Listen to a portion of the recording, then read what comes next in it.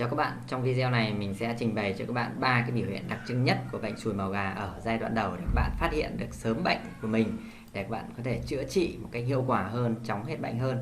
Thì đầu tiên chúng ta cùng đi về cái yếu tố nguy cơ lây nhiễm sùi màu gà nó đến từ đâu. Thì sùi màu gà thì các bạn chắc là cũng đã tìm hiểu qua, thì nó do cái virus HPV gây ra.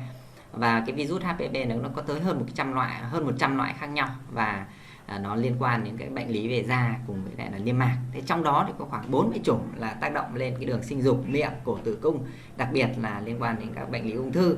Thì chúng ta sẽ có 15 cái nhóm cao có nguy cơ cao, gọi là HPV 16, 18, 31, 33, 35, 39, 45, 51, 52, 56, 59, 66 và 68 là những cái chủng nguy cơ cao gây lên ung thư. 90% chúng ta mắc cái virus HPV này là lây qua cái con đường quan hệ tình dục. Cho nên là trước tiên bạn xuất hiện một cái mụn gì, bạn phải vấn lại cái bản thân mình, tự vấn lại xem là trong vòng độ 1 năm trở lại đây bạn có cái quan hệ tình dục nào bất thường hay không, và thậm chí xem xét lại ngay cả cái bạn tình của bạn, xem là bạn tình của bạn có chung thủy không. Đấy. Thế còn lại khoảng 10% khác thì nó lây qua cái việc là dùng chung đồ cá nhân, rồi thì lây truyền từ mẹ sang con, lây truyền qua tiếp xúc vân vân. Đấy. Bây giờ vào cái nội dung chính của video thì mình sẽ nêu cho bạn, mình sẽ chỉ cho bạn 3 cái đặc trưng cơ bản nhất khi mà các bạn mắc sùi màu gà để các bạn nắm được. Đầu tiên là chắc chắn là cái biểu hiện đầu tiên đó là nổi mụn. Thế thì nổi mụn ở đâu? Ở nữ giới thì thường là xuất hiện âm hộ, âm đạo, miệng, lưỡi, hậu môn, nhũ hoa, cổ, tử cung, rồi sau tai. Này, để nhũ hoa rồi thì cổ, rồi sau tai, chúng ta thấy là nó do cái tác động của việc hôn này, cho nên là nó cũng lây nhiễm ở những cái vị trí này hết sức bình thường. Thế là nam giới chúng ta sẽ có quy đầu này, thân dương vật này, bìu này, hậu môn này, miệng, lưỡi vân vân. Đấy, nhiều bạn thì mang bao cao su rồi nhưng mà dịch lây ra, dây ra thì các bạn vẫn bị ở bìu, ở hậu môn, ở miệng. Đấy. Thì cái đặc điểm của cái mụn sùi màu gà ấy, nó có một cái đặc điểm rất là đặc trưng, đó là các cái u nhú nhỏ có màu trắng hoặc hồng nhạt. Thì ban đầu thì nó mọc đơn lẻ rải rác, sau thì nó phát triển thành cụm nhỏ. Khi mà nó lớn hơn rồi thì chân của nó sẽ có cái biểu hiện sừng hóa, tức là nó cứng hơn đấy. Đầu mụn thì vẫn mềm nhưng mà chân thì sừng hóa. Và một cái đặc trưng đặc biệt quan trọng nữa, đó là một chân mụn của các bạn sẽ có nhiều hơn một đầu mụn. Đây là cái hình ảnh, các bạn có thể quan sát cái hình ảnh này, là cái ảnh phóng to ở cái giai đoạn đầu. Thì chúng ta thấy là mặc dù là khi này một chân mụn chúng ta chỉ có một đầu mụn thôi, nhưng ở phía trên đầu mụn này nó có rất là nhiều những cái mào nhỏ li ti nhé, những cái mao nhỏ li ti, chứ không phải là những cái mụn mà nó trơn bóng, nó không có cái hình thù gì khác. Chúng ta thấy là trên cái đầu mụn này các bạn quan sát kỹ một chút thì chúng ta sẽ thấy là nó có những cái mao nhỏ hơn. Đấy, có những cái nhỏ hơn. Thế còn cái dạng mụn cơ mụn cóc, đây là dạng mụn cơ mụn cóc, thì ban đầu thì chúng ta trông thấy nó hơi giống mụn nước. Đấy. Thế nhưng mà chúng ta để thêm một thời gian nữa, độ 1 tháng sau, thì chúng ta thấy là ở trên bề mặt của nó chúng ta sờ, chúng ta sẽ thấy nó ráp, và đó chính là cái sùi màu gà nó phát triển rồi. Thế thì ở cái giai đoạn đầu này, nếu như mà chúng ta chỉ nhìn bằng mắt thường mà không được sờ ấy, thì chúng ta sẽ rất dễ nhầm với lại gai sinh dục hoặc là u nhú tiền đình. Thế nhưng mà các bạn cũng phải biết cách phân biệt, đó là gai sinh dục thì nó mọc đơn lẻ. Đấy, nó chỉ mọc một vài cái thôi chứ nó không mọc dày. Đấy là cái thứ nhất. Thế còn u nhú tiền đình ấy, thì nó có cái đặc trưng đó là mọc đối xứng hai bên cơ thể nhé. Đấy, thì các bạn hết sức lưu ý như vậy để chúng ta nắm được. Tiếp theo đó là cái đặc trưng thứ hai, đó là cái đặc trưng về ngứa. Thì cái đặc trưng này thường các bạn gặp ở cái giai đoạn 2 của sùi màu gà, đặc biệt là những bệnh nhân bị sùi màu gà lưỡi, miệng, hậu môn, lỗ sáo, âm đạo. Thì đa phần là những cái ngứa này do cái việc là chúng ta cọ sát gây bội nhiễm và vi khuẩn mang HPV đi chỗ khác, lây ra chỗ khác và gây ngứa, chứ không phải bản thân cái mụn sùi màu gà, bản thân cái virus HPV nó không gây ngứa, mà do những cái tiếp xúc nó bị vỡ cái mụn, và khi đó là chúng ta bị bội nhiễm mà chúng ta bị ngứa.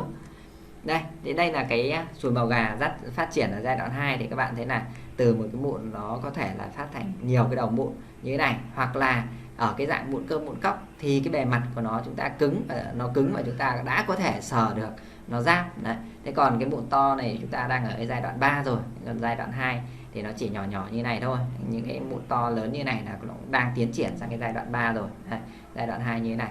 Và nếu như mà những cái đầu mụn này nó vỡ thì các bạn sẽ bị bội nhiễm và chúng ta có thể là bị ngứa. Tiếp theo là đặc trưng thứ 3, đó là đau rát.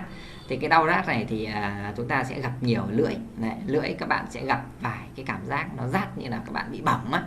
Tiếp theo là vướng, và cuối cùng đó là khó nuốt. Nếu như các bạn bị mọc ở cuống lưỡi hoặc là cổ họng thì các bạn sẽ thấy có biểu hiện đó nuốt vướng.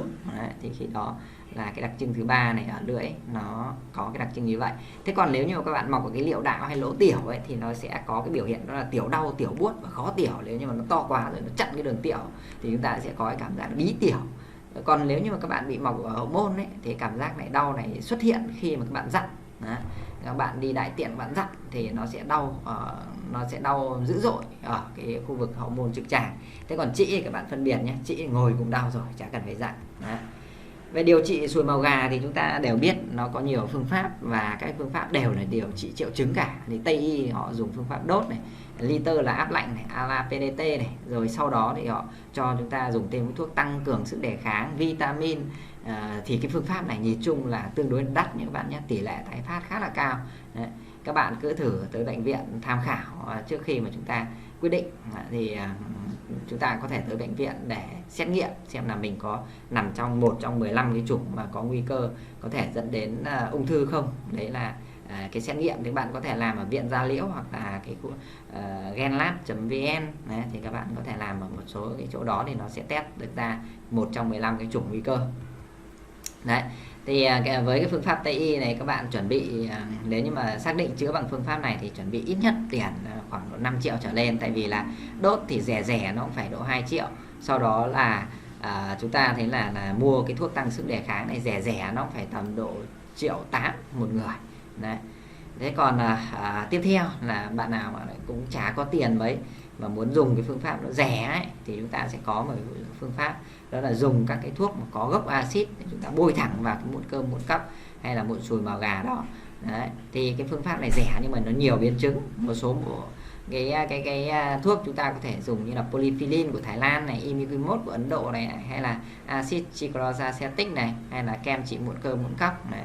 Chúng ta thế này, một số những cái thuốc như vậy khá là rẻ, các bạn khá là dễ mua trên thị trường.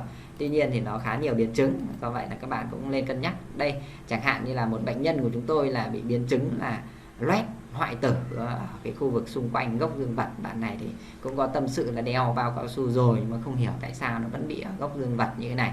Có thể là dịch nó dây đến đây thì nó lây ra thôi, chứ còn đeo bao cao su nó không bảo vệ được hết này, để cái HPV nó lây qua cái tiếp xúc. Các cái mụn của người bệnh vỡ ra và nó lây theo các cái đường dịch thì nó cũng lây được. Tiếp theo thì ở Chí Tâm Đường chúng tôi thì chúng tôi trị sùi màu gà bằng phương pháp đông y. Đông y nó sẽ có hai vị, đó là vị thuốc uống cộng vị thuốc bôi. Thì chi phí nó cũng không rẻ nhưng mà cũng không đến nỗi quá đắt, và nó có thể trị được tận gốc mà các bạn không cần tới bệnh viện. Đấy là cái ưu điểm. Đó. Thì nếu như các bạn quan tâm tới phương pháp đông y thì có thể liên hệ chúng tôi, số Zalo 0988311658, 08393366 336658. Thì đây là cái số Zalo mới thì mới kết bạn được, còn cái số Zalo cũ thì nó full bạn rồi, giờ chả biết xóa ai cả. Thì một vài những cái phản hồi của các bạn nhé. Nếu như mà các bạn mà quan tâm ấy thì các bạn dừng video lại để đọc các cái phản hồi này, thì chúng tôi cũng xin phép là cũng không đọc lên đây. Nếu như bạn nào mà cần để dừng video lại thì chúng ta có thể đọc các cái phản hồi đó. Đấy. Tuy nhiên thì trị theo phương pháp đông y ấy, để nó phải kiêng cữ khá là nhiều. Chẳng hạn như là các bạn phải kiêng rượu bia chất kích thích, rồi thì là ăn hạn chế hải sản, lên ăn những cái đồ mát vân vân. Thì đa số là các bạn dùng cái phương pháp chán này, nó vẫn không xong, các bạn mới quay ra dùng đông y, gọi là có bệnh vãi tứ phương. Thì đông y dường như này, phương pháp cứu cánh cuối cùng cho các bạn. Và một cái chia sẻ thêm cho các bạn là một cái cách nhanh hơn, đó là đông tây y kết hợp. Các bạn có thể đi đốt ở bệnh viện, sau đó về dùng thêm thuốc đông y để giúp tăng cường cái sức đề kháng, loại bỏ virus HPV trong người ra. Đấy. Thì đây là một cái liệu trình thuốc uống của chúng tôi, bao gồm một lọ bôi là lọ nhỏ bên trên và 2 lọ uống ở bên dưới, dùng trong 1 tháng. Còn đây là liệu trình ở miệng, thì 2 lọ uống vẫn như vậy, nhưng cái vị thuốc bôi ở miệng thì nó đã khác đi rồi. Đấy. Thì rất nhiều những cái phản hồi nha. Đấy, rất nhiều cái phản hồi. Đấy. Có bạn thì cơ địa rất nóng và chỉ uống 6 viên trên ngày thôi. Đấy, thì nó sẽ điều trị nó sẽ dài hơn một chút. Còn có bạn cơ địa mát uống 10 viên trên ngày và nó không có cái tác dụng phụ gì cả thì bạn đấy sẽ nhanh hơn. Còn nếu cơ địa nóng thì thường là thời gian đầu khi mà uống ấy, những cái mụn mà nó vẫn chưa phát triển, nó mới phát triển ở dưới da nó chưa trồi lên ấy, thì thường là nó sẽ trồi lên. Đấy. Trong 1 đến 2 tháng đầu nó sẽ trồi nốt lên, sau đó là nó sẽ dưới tác động của thuốc thì nó sẽ vỡ ra, tan dần. Còn ở bên đấy là trong miệng, thế còn ở bên ngoài thì bên ngoài khu vực khô ráo thì nó sẽ teo dần, nó khô dần và nó rụng đi. Rồi cuối cùng thì cảm ơn các bạn đã theo dõi video của kênh Trí Tâm Đường. Hãy nhấn like, chia sẻ và đăng ký kênh nhé. Đây này, ví dụ như bạn này đi đốt ở da liễu này, lấy 750.000 trên một lốt nhân với số nốt này. Nơi khác thì 700 đến 1 triệu một lần, không tính số đốt, không tính số nốt. Đấy, tùy từng nơi nhé. Mình cũng đây là cũng tâm sự với các bạn này, các bạn chia sẻ thôi. Đấy. Bạn này thì mất hơn 6 triệu tiền thuốc vẫn không giải quyết được vấn đề gì, lại quay xa đến với mình. Còn bạn này thì đi tiêm truyền ở bệnh viện này, mất mỗi một mũi truyền là 2 triệu, mất bao tiền, cuối cùng vẫn bị tái phát, và nó chỉ có 2 cái lốt thôi mà bắn hết 5 triệu luôn này. Đấy. Thế cho nên là tùy các bạn lựa chọn phương pháp điều trị. Đây, rất là nhiều cái phản hồi của các bạn là có bạn thì nó rất nhanh, một vài ngày sau, tức là khi mà nó vừa lên cái mụn các bạn đã dùng thuốc rồi, thì có khi độ 1 tuần sau các bạn đã hết. Các bạn lâu hơn, các bạn 2 tháng mới hết mụn. Thế tuy nhiên ít nhất thường các bạn cũng phải dùng tầm 3 liệu trình thì khi đó là nó mới đào thải hết virus trong người, thì các bạn mới tránh được cái nguy cơ bị tái phát. Đấy.